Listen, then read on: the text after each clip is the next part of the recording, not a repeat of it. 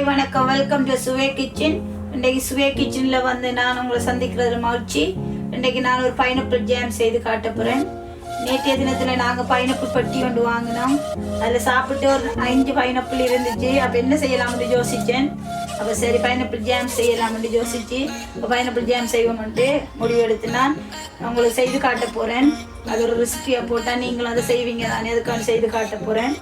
அதுக்கு தேவையான இன்க்ரீடியன்ஸை நான் சொல்கிறேன். பாருங்கள், நான் பைனாப்பிள் வந்து 2 பைனாப்பிள் வெட்டி வச்சுருக்கேன். இந்த பைனாப்பிள் தான்.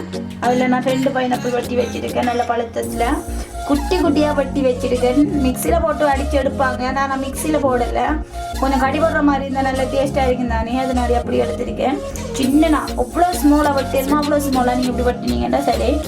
2 வெட்டி வச்சுருக்கிறேன். இதே அளவால் இந்த பைனாப்பிள் வந்து 1.5 கப் இருக்குது. அப்போ 1.5 கப் ஈக்குவலாக தான் சுகர் எடுக்கணும். ஆனால் இந்த பைனாப்பிள் நல்ல இனிப்பண்ட வழியாக நான் 1 கப் சுகர் எடுத்திருக்கிறேன். அரை தேசி புளி எடுத்துருக்கிறேன். இப்போ எப்படி செய்யலாம்னு வாங்க பார்ப்போம். அடுப்பை ஆன் பண்ணிட்டு இப்படி ஒரு அகலமான பாத்திரத்தை வச்சு இதில் முக்காலத்தான் இப்போ நான் இதுக்குள்ளே போட போகிறேன். இவ்வளவும் போட்டுட்டு நான் இவ்வளவுத்தையும் வந்து நான் நசிச்சு இன்னும் கொஞ்சம் நசிச்சு அதுக்குள்ளே சேர்க்க போகிறேன். இது வந்து குக் ஆகிடும். மிக்சியில் போட்டு அரைக்கல, மிக்சிக்கில் போடுறது கொஞ்சம் டேஸ்ட் டிஃப்ரெண்ட் ஆகும். அதெல்லாம் நான் வந்து உரலுக்குள்ள போட்டு இப்படி நசிக்கிறேன். ஏற்கனவே நான் ஸ்மாலாக தான் வட்டி இருக்கிறபடியாக குயிக்காக நசிஞ்சிடும். நல்லா நசிஞ்சிட்டு பாருங்கள், தண்ணி தண்ணி ஆகிட்டு நான் இப்போ இதுக்குள்ளே கொட்ட போகிறேன். சட்டிக்குள்ளே அப்படி எல்லாத்தையும் நசிச்சு அதுக்குள்ளே போடுவோம்.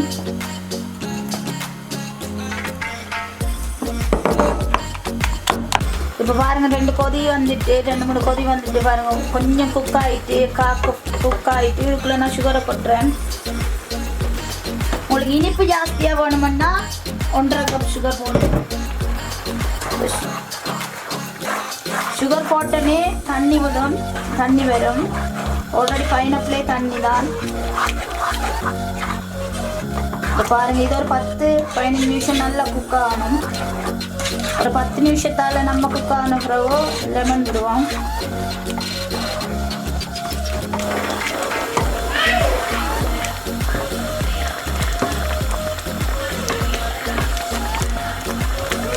குக் ஆகிட்டு நல்லா கண்ணாடி கலராக நல்லா இதாகி அந்த பைனாப்பிள் எல்லாம் நல்லா குக் ஆகிட்டு பாருங்கள். நான் இவ்வளவுத்துக்கு வச்சேன்னா இவ்வளவுத்துக்கு இருந்தது அந்த சிரப் வந்து பைனாப்பிள் ஜூஸ் வந்து இவ்வளோத்துக்கு இருந்தது.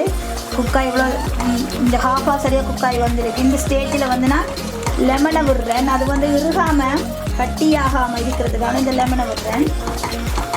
லெமனை விட்டு நல்ல ஸ்லோ ஃபயரில் இருக்கணும், நல்லா கிண்டணும். ஸ்லோ ஃபயரில் இருந்தால் சரி. இந்த பாருங்கள், இது பற்றி இந்த ஜாம் பதம் வரக்குள்ள உங்களுக்கு காட்டுறேன். இப்போ பாருங்கள், இன்னொரு 20 மினிட்ஸால் இப்போ குக்காய் வந்துட்டு கிட்டத்தட்ட ஒரு 5 மினிட்ஸால் இப்போ இறைக்கிறேன். நான் லோ ஃபயரில் வச்சு நம்ம கிண்டுறபடி பார்த்தா அப்படி லேட்டாக வருது. பாருங்கள், கிட்டத்தட்ட ஓகேயாக வந்துட்டு ஜாம். பாருங்கள், இன்னும் 2-3 மினிட்ஸால் இறைக்கிறலாம். அப்படி நீங்கள் ஜாம் பார்க்குறேன்னு சொன்னால் இப்போ சரியாக குக் ஆகிட்டேன். அப்படியே கரண்டி எடுத்து எப்படி செஞ்சு இப்படி நீங்கள் கை சூடு கவனமாக இருக்கணும். அப்போ பிரித்தா ஒன்று ஒட்டாமல் பிரிஞ்சு வரணும். பாருங்கள், கிட்டத்தட்ட எல்லாம் ரெடி ஆகிட்டு நான் ஓப்பன் பண்ண போகிறேன். அடுப்பேன் டேஸ்ட் எல்லாம் பார்த்துட்டேன். சுகர் எல்லாம் டேஸ்ட்டும் நல்ல டேஸ்ட்டாக இருக்குது. ஃப்ரெஷ் பைனாப்பிள் என்றபடியாக உங்களுக்கு இது வந்து திப்பாக தெரிகிறது. நான் அரைக்காமல் போட்டபடியாக இந்த டேஸ்ட் ஒரு வித்தியாசமான டேஸ்ட்டாக இருக்கும். உங்களுக்கு அரைச்சி போடணும்னு சொன்னால் நீங்கள் அரைச்சி போடுங்க. இது வந்து வாயில் துண்டாக வரக்குள்ள நல்லா இருக்கும். அதுக்காண்டி தான் இந்த டேஸ்ட் ரெடி ஆகிட்டு நான் ஓப்பன் பண்ண போகிறேன். ஓப்பன் பண்ணிட்டு இது நல்லா ஆறணும். பாருங்கள்,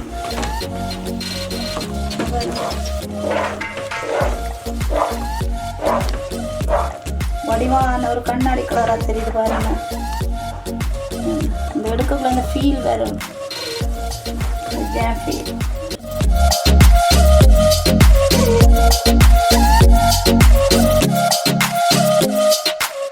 இப்படி ஒரு கண்ணாடி போட்டு நல்லா ஹாட் வாட்டரில் நல்லா கழுவி நல்லா ஈரம் இல்லாமல் தொடச்சி வச்சிருக்கிறேன்.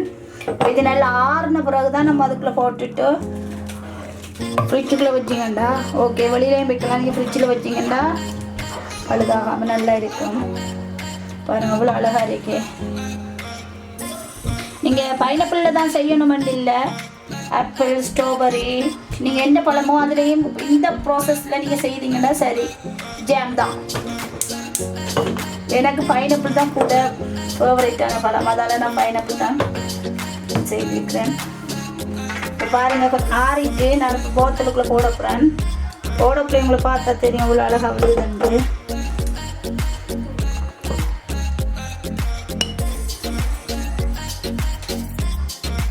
ஆனால் நல்லா ஃபுல்லாக ஆறல, நீங்கள் லிட்டை மூடக்கூடாது, நல்லா ஆறின முறை தான் மூடணும், இல்லாட்டி ஜாம் கட்டு போயிடும்.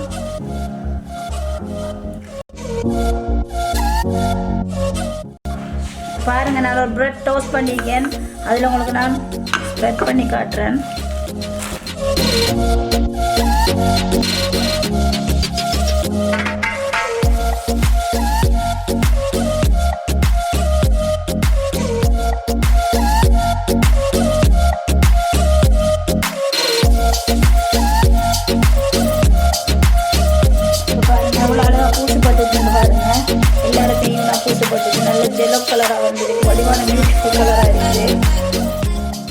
இந்த வீடியோ உங்களுக்கு பிடிச்சிருந்தா லைக் பண்ணி, ஷேர் பண்ணி, கமெண்ட் பண்ணி, சப்ஸ்கிரைப் பண்ணுங்க. இன்னொரு வீடியோவில் உங்களை சந்திக்கும் வரை உங்கள் சுவே. God bless you. Bye.